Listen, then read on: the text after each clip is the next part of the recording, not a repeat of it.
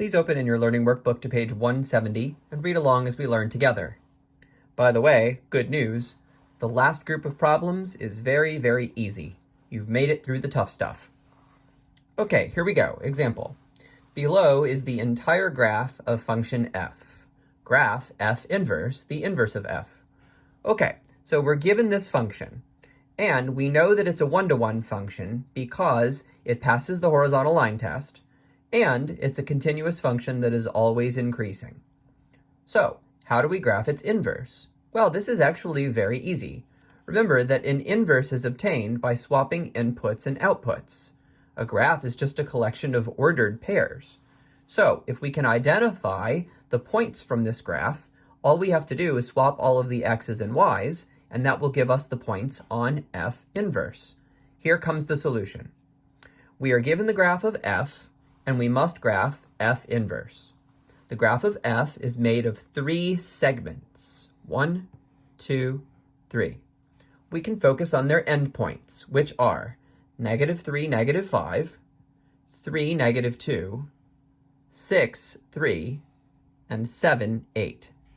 To get the graph of f inverse, we take the ordered pairs and reverse them. So, -3, -5 will become -5, -3, and so on down the line.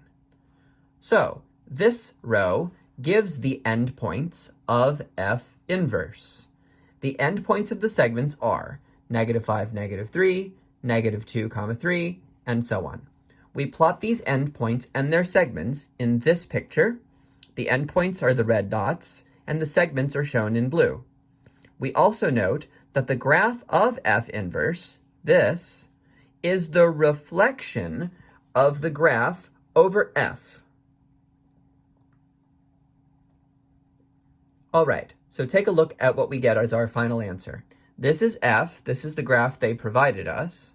This is f inverse, which we create using the points that are listed here in this row of the table.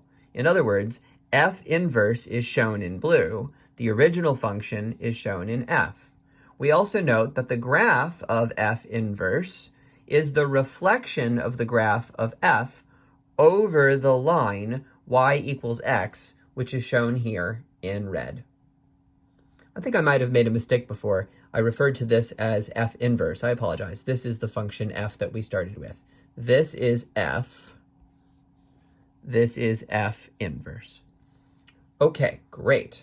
So now we're ready to solve some problems, which we'll do in our final video of this somewhat long section.